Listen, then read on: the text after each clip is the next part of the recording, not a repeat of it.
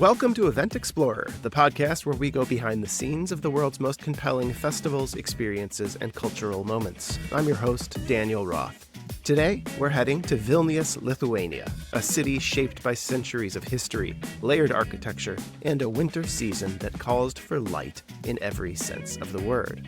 My guest is Petras Bevs, one of the founders and creative forces behind the Vilnius Light Festival taking place this year. What began as a way to celebrate the city's birthday in the depths of darkest winter has grown into an internationally recognized festival that transforms courtyards, streets, and historic spaces into a living canvas of light, movement, and story.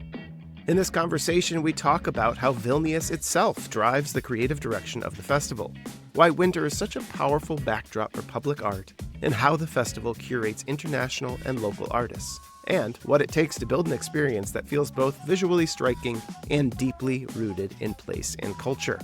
This is a look at how a city, its history, and contemporary creativity come together to create something truly memorable. Let's explore the Vilnius Light Festival. Petras, welcome.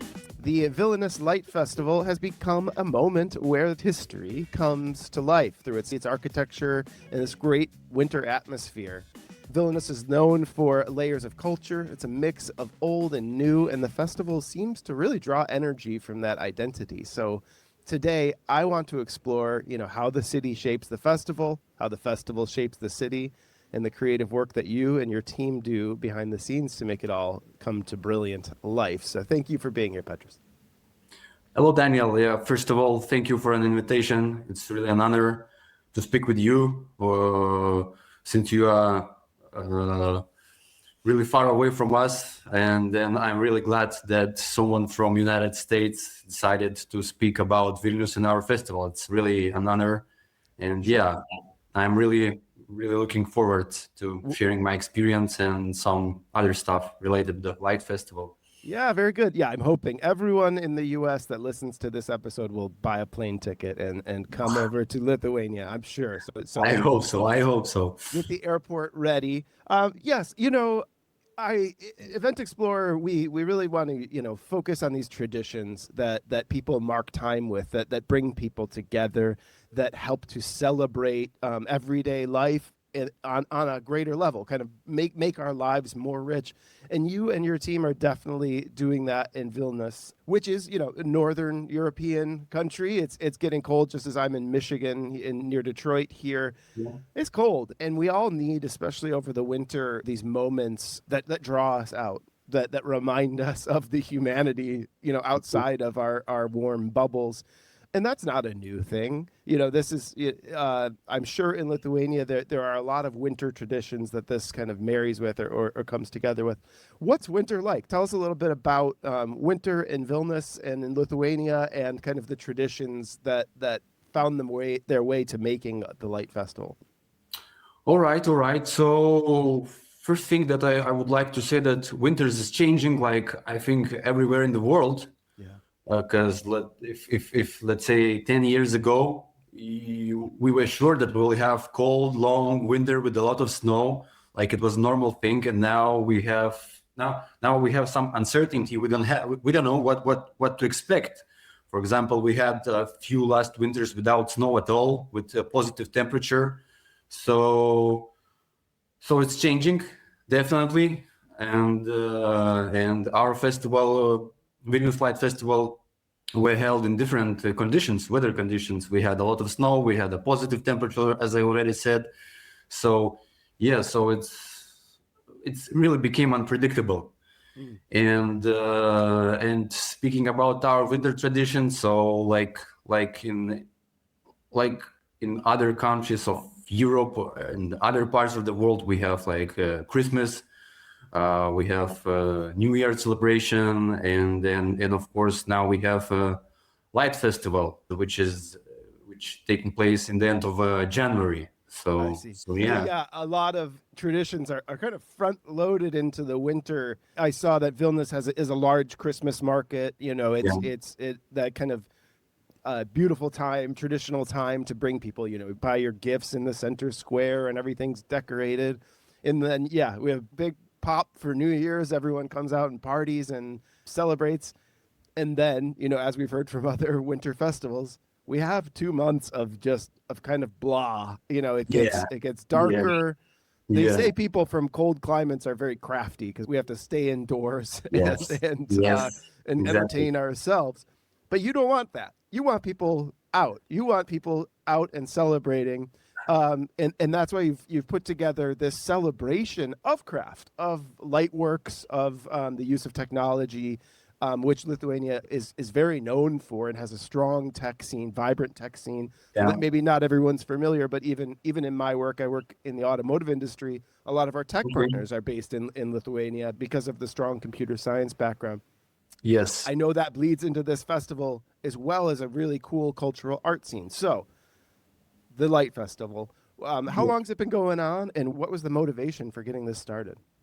Yeah, so we are getting ready for the 8th edition in January, and the motivation for it, there was like obvious reasons, and I would say not obvious as you already mentioned, like a dark period of time, like winter, cold, and automatically you crave for some light, for some warmness, for such things. But it was like, it was more like a coincidence, because the main reason why Vilnius Light Festival started, it was that the municipality of the city, they wanted to commemorate the birthday of the Vilnius, because official date of Vilnius birthday is 25th of January, and it's related to the letters of the Duke of Lithuania, like the founder of the city of Vilnius city, Grand Duke Gediminas. More than 700 years ago, he was sending letters to Western Europe, and he tried to invite like different craftsmen, sellers, like people from different fields. He just wanted to put Vilnius on the map of Europe. And one of his letters, it's still existing. And the date on this letter is 25th of January. So this is like the date of the Vilnius birthday. And and as I already mentioned, like this is a good coincidence that we have like end of January when we really need more light, more warmness. We have birthday, so the idea of Light Festival occurred in these conditions. And in 2019, we held the first edition of Vilnius Light Festival in the old town of Vilnius, in our capital city. And as I already said, we're getting ready for the 8th edition.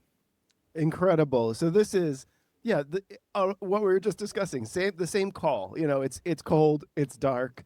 The Duke is, obviously there's trade. He's a merchant and a leader in the town, and wants to get people, established what is now a thriving city and a culturally artistic, a city known for its cultural artistry. And so now we're kind of continuing that tradition on today. So what was that like? How did the process go about to make the Light Festival the way that we were going to celebrate this birthday for Vilnius? I before Light Festival, I will speak a little bit about me just to explain it better. Yeah, because I was working at other Light Festival in small neighborhood, in one of the neighborhoods in Vilnius called Pilaitė. So it was the very first Light Festival in the whole Lithuania. One guy, the director of the small cultural center in that neighborhood, he went somewhere in Europe and he saw Light Festival. I don't know which one. He really liked this idea and he decided to do it in Vilnius. And it's begun like a really small event, local event. He organized 7 editions, and during last 2 editions in 2016 and 17, I was the part of the team. So, and after the last one festival, after some time, people from municipality, they reached out to us with the idea to organize a big proper light festival in the city center. So that's how we got a proposal to do it, and then we made it for the first time, and we're still doing it. Incredible. What a dream to so it really is what we'd say grassroots or from the people, from a group of artists that just wanted to make life more interesting, make life better, show their art, and the city recognizes this and says, what can we do to amplify? So how has working with the municipality helped to grow the festival? Have they provided sponsorship? Have you connected with businesses and leaders in the city Yeah. to help fund and secure everything for the festival? Yeah, so the first of all, of course, it's finances. That municipality has much more financial capabilities, so they just offered to join them to work in one of the cultural organizations of Vilnius city, and just to continue our like mission, Mm-hmm. to continue our event. And but the whole process pretty same. Like we are not an artist, we're like curators. We do the same, that we reached out artists. We're looking for some interesting projects that we would like to present, and we need to organize everything, like from an artistic idea till the transportation of the artwork. Like we begin with artistic plans and we end with the technical things. So we're doing the same, and the main help from the city is like financial. Sure. And and I don't know if I can say that it's a help. Like I'm a part of now at this moment, I'm part of the city's, like, not municipality but the organization of the municipality. So yeah, and we just continue our work and doing this festival. And this probably wasn't where you didn't think maybe that you'd be working for the city one day or something. You're more art focused. So Yeah. that's incredible. I mean, it takes, obviously people on the committee with the city saw, the opportunity here. What was the first years like, and then how has it grown? Obviously, I would think COVID affected, though we've heard you can do with light festivals, you can be outdoors. So Yeah. did you still exist throughout COVID, and then how has it grown kind of after that shock? Yeah, so the first time it was quite difficult, I would say, because like it was a new territory, first of all, like whole town. Because before we were working in the nature, our festival was in the like kind of forest, kind of park, and it was like totally different because you have urban area and you have like nature. This is two completely different things.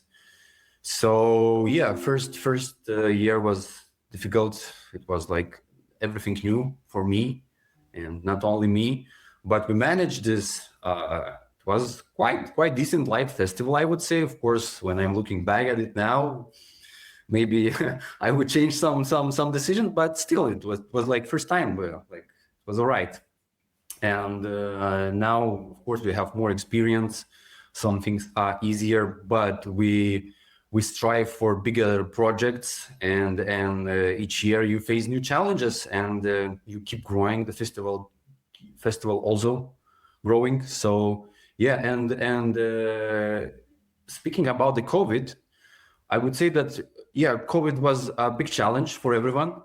That's obviously, but also it brought some new opportunities, because like, as you already understand, our festival is in the end of January, like, but we had that year 2020, I think, Mm-hmm.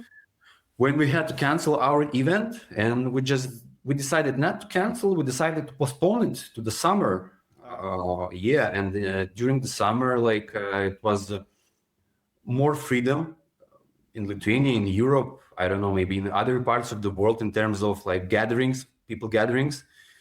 And I think we were the only light festival in Europe which decided to do it. So I think after that year, after that summer, we gained much more popularity because we were the only ones who decided to do it. So it was like a good opportunity for us as well.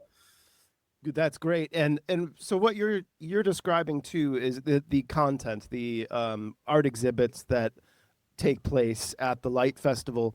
You research them. You'll go visit other light festivals, and so you're curating a lineup, or you're curating artists and collaborating with them to bring them in. So I imagine that year they felt that your hospitality, they saw what a beautiful location it was. So have some of those, I'm sure some of those artists were impressed, and that they have they been some of the people that have come back and returned and brought new exhibits with them.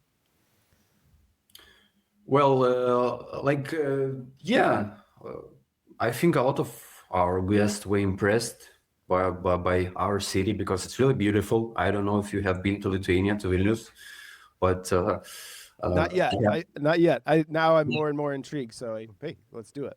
Let's book a plane ticket. Yeah, so you should come also. Okay, yeah. So could you repeat your question once again, please? So basically, I it's just so interesting to think of like the Duke did 700 years ago. You now have to be an emissary. You have to draw people to your city. How do you go about the curation process of finding these artists and these exhibits and bringing them in? Yeah, so basically each year I would say that our approach is different. But usually it begins with some exact project. For example, I went to other festival, or maybe I saw it on the internet somewhere, and I really like it, and I see that it would work in some of the surroundings in Vilnius. And then I reach out that artist or collective.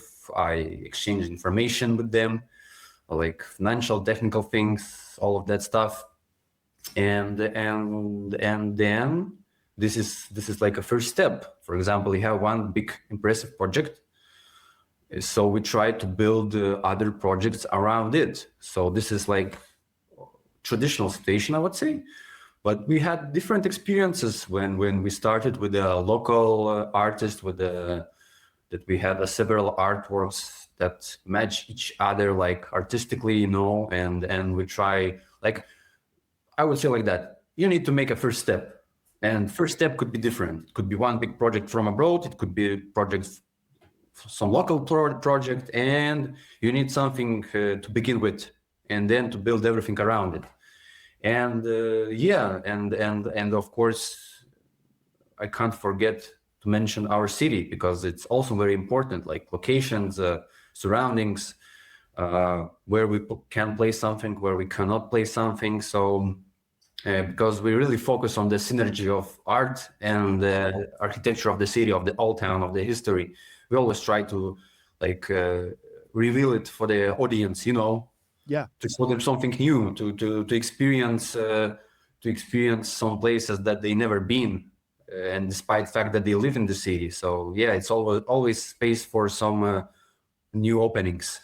Speaking of space, so you're in Old Town, which is kind of the romantic architecture, a beautiful architecture. Yeah. How do you find what are the spaces like that you inhabit, and how do you kind of figure out what artwork to place where? Well, the main criteria, I would say, it's technical things, because let's say one artwork needs a lot of space, other artwork needs less space, or maybe you need to hang up something somewhere. So usually it's technical stuff, like just like very objective reasons, And during our second edition, we decided to do, like, it was not a theme of the festival, but like I don't know, approach of the festival, like approach for the locations. We decided to place each installation in the courtyard, like, because we have a lot of cozy, different, nice courtyards in the old town. So we thought that this is a good idea, and we wanted to place each installation in separate courtyard. It was really, I would say, good decision, because you don't have light pollution, you don't have sound pollution, you don't have I don't know, a lot of things that would disturb the experience for the visitor, like his experience when he's enjoying an art.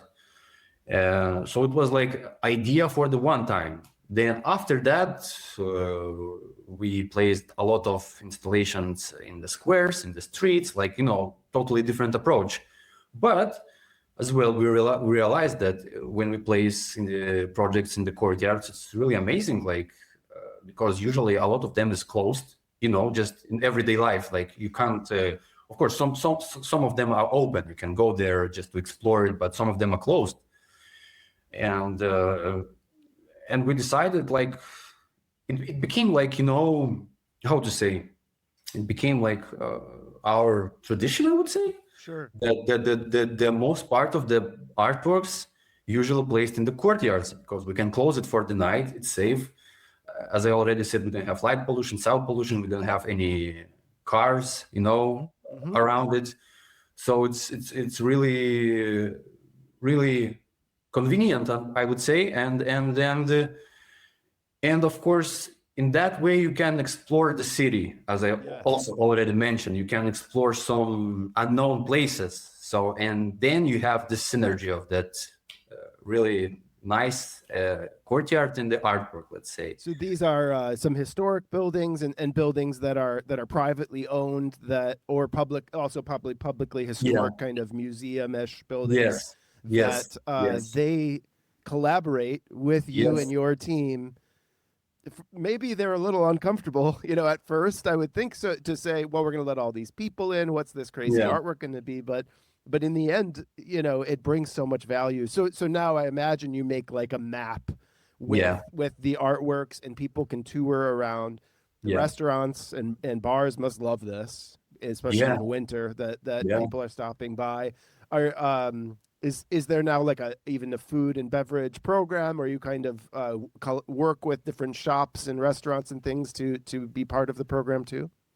No, it's like we have just like a separate zone with some food trucks, with some drinks and music, but it's really cozy. It's not so big, and but we have a lot of people in the streets, so automatically they go take some hot cup of coffee or tea or something else. So we bring a lot of people outside, and I think restaurants, cafes, and other and shops, I don't know, they benefit from that. Sure, a little pop, over the week in the winter. Yes. Okay, well, we're talking, a few weeks out from this year's festival. I'm sure you and the team are hard at work. I'd love to hear a little bit about the theme and the locations this year. How is it different a little bit from last year, and what are you really excited for? Oh, this is the most difficult question, I think. I don't know. A lot. Oh yeah, I don't know what begin to. Like, of course, the program will be different artworks, different projects. We will have like the biggest part of the program is artists from abroad. It's like international program, because Lithuania, we don't have a lot of like light artists in Lithuania, but we always try to include them as much as we can, and they keep the quality of the festival at our desirable level. Mm-hmm. So this year we aim to have 15 artworks. Not all of them are already confirmed, but we are finalizing it, and we will have 4 local artists and 11 artists and collectives from abroad. The locations, some of them will be the same as we had, because the old town is not that big, we need to repeat it. Mm-hmm. Yeah, but as always, there will be a few new places, and I always like new places, because it could be like, I don't know, something unexpected for the visitor, something new. Yeah. And I think so it allows people to explore again. Yeah. Are there are some of the artists from abroad signed up already? Are there some where are artists coming from this year? Maybe from European countries, but we have one project from Canada, then Germany, France, Netherlands, Italy, Lithuania, of course. I think we will have like artists and collectives from 8 countries, if I remember right. So the main of them are from Europe, but there will be one project from Canada as well. What qualities do you look for? What makes a great light festival piece that you want to bring to Lithuania, to Vilnius? I would say it must be good idea, and it should be like visually striking. Like this is the two main criterias, and that's the first two criterias that we are looking into. Mm-hmm. So it should be like really visually like appealing, and of course there should be some good like background of it, like idea. This is the main things, and after that goes all other criteria like technical things, financial things, I know logistics, because sometimes since it's a old town, since you can't bring something just into the courtyard just physically. We had such experiences as well. So yeah, so this is the main two things for us. It should be really nice looking, like, you know, something memorable. Yeah. And the idea, yeah. Yeah, some of them, you know, we say light, but there's a lot of audio as well. That Yeah. it looks like a lot of the pieces. I mean, it's a little heady of a subject. People say like time-based art, that it is art that you have to sit and observe and kind Yeah. of feel. Yeah. It's not just a light sculpture that doesn't. Yeah. Most of the art pieces that I see, and I can we can share some video. Yeah. You know, are they do things. It's not Yes. just a beautiful light. It is kind of telling a story without words, or Yeah. it's expressing some type of the artist's thought in motion and light. It is, and then there's almost some almost a little humorous. I think like I saw that you took the statue, I think, of the Duke and added lighting to him. Yeah. You know, Yeah. so and then there's also video integration, I think, too, right? And that is you utilize the architecture of the buildings and things like that to project on. Yeah. With very bright projectors. Do people conform or are they inspired by Vilnius to create new artworks? Even people from abroad, do they research and integrate some of the city and the history to the festival? Yeah, so you touched very good point that I forget to mention. Yeah, also the very important criteria for us to have some dynamic projects linked. You know, not only like a light sculptures. Of course, we had such artworks as well, but usually we aim to have something, moving, telling the story, rotating. I don't know, like a living organism. You know, something like that. So this is very important thing, and talking about artists from abroad. Usually, when we want to bring something from abroad, it's already created, you know, and it has some background, it has some idea. So when we are talking about the new pieces, usually they are made by local artists, because this is the kind of like, you know, support for them, that we can support them financially, and not only financially, to give them like a good platform to show their activity, to show their works. So usually new pieces coming from local artists, and from abroad we are bringing already existing pieces. So this is our approach. Yeah. So I think what I'm hearing is that the festival itself has helped bring the art scene and the light art and video art scene up in Vilnius. Is there now more people doing this type of artwork than when you started? Well, I can't tell you that more people are doing it, but what I definitely can say, that audiences became more educated, and Sure. and they understand art much, like this kind of art, like, you know, interactive installations, video mapping, some light sculptures, and something else. Because always after the festival, I need to read comments on social media, and each year I think that each year we are getting better, but each year we receive more comments that, oh, last year it was better, you know. So it tells me one thing, that people getting into it like more and more, and understand it better. So yeah, I would answer your question in that way. Yeah, that's amazing. So you're developing the audience kind of taste, and you're exposing them to inspirations from around Europe, around the world of Yeah. art. You know, a lot of the art that you're seeing with motors, with LED lights, with video Yeah. projection mapping. This isn't art that existed 10, maybe 15 years ago. Yes, It's these are exactly. brand new art forms. Yes, So yes. you know, hopefully the child, you know, that's 8 years old that is visiting this for the first time, when they turn 18 and they're graduating from school, they go into engineering, or they go into art in it with a whole different frame of reference than would have happened.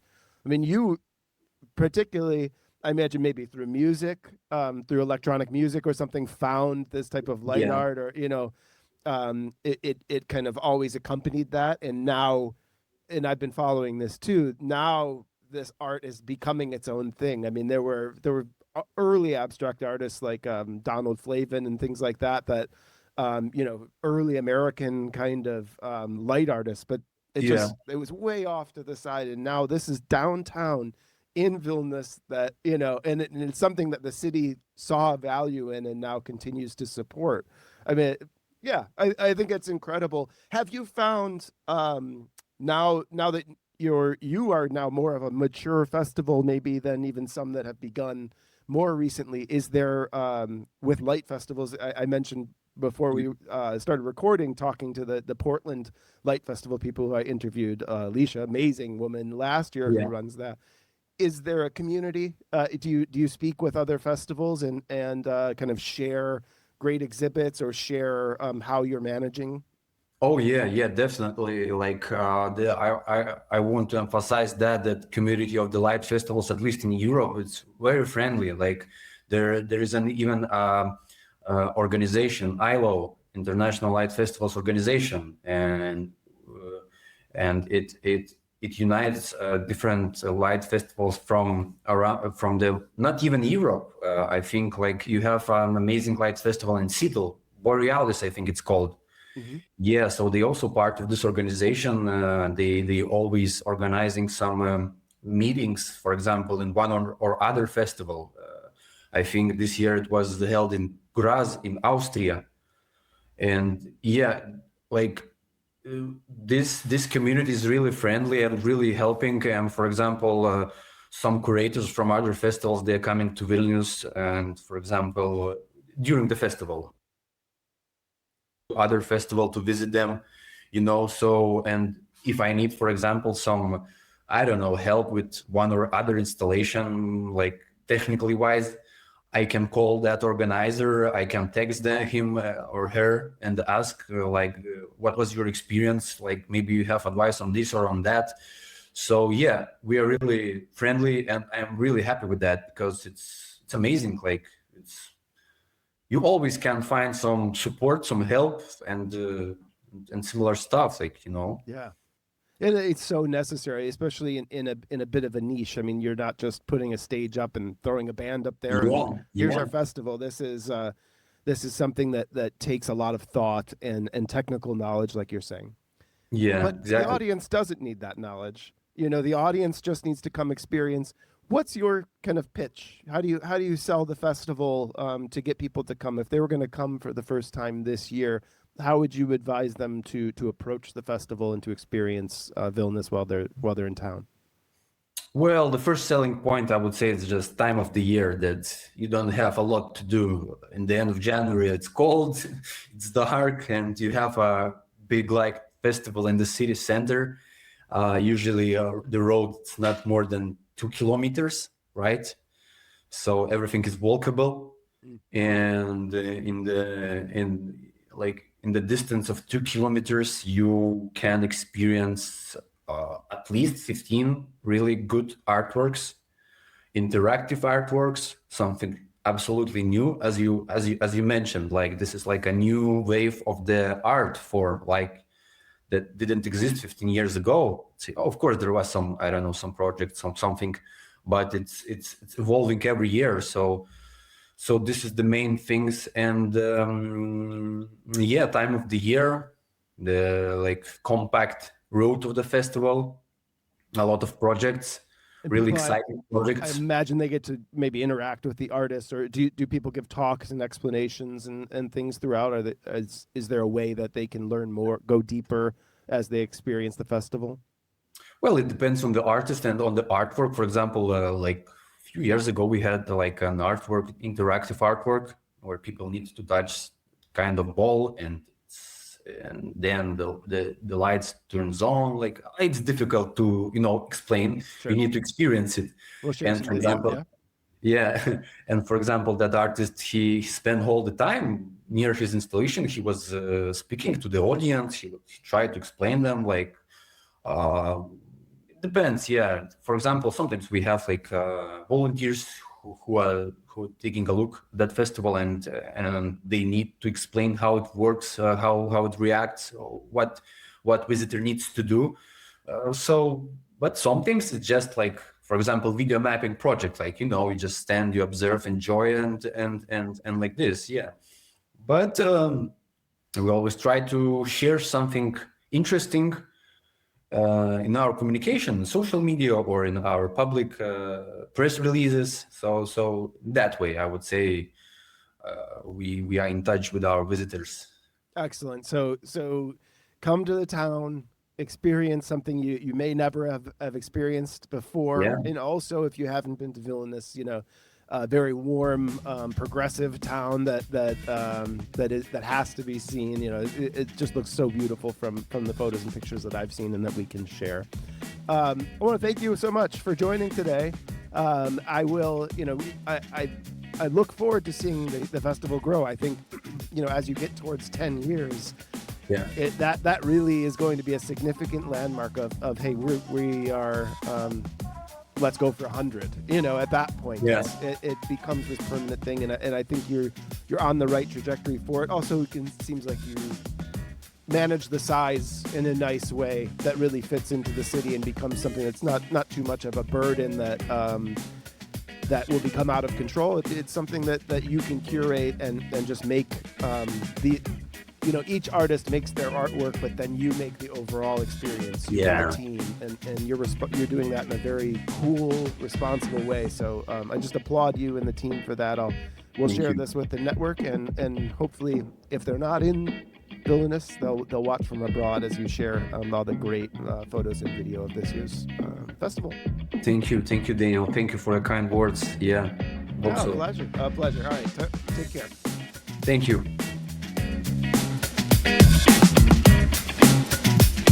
That was my conversation with Petras from the Vilnius Light Festival. What stood out to me is how intentionally this festival is built around the city itself, not just as a backdrop, but as an active partner in the experience. From hidden courtyards to historic architecture, the festival invites people to rediscover Vilnius through light, movement, and storytelling at a time of year where the city needs it most. Now, if you enjoyed this podcast, make sure you are subscribed to Event Explorer wherever you listen to your podcasts. Subscribing helps more people discover the show. You can also support the podcast by leaving a rating or review. It really makes a difference. For visuals, behind-the-scenes moments, and updates on upcoming episodes, follow Event Explorer on social media. And if you know someone who loves festivals, public art, or creative city making, share this episode. I am your host, Daniel Roth. Thanks for joining, and until next time, happy exploring.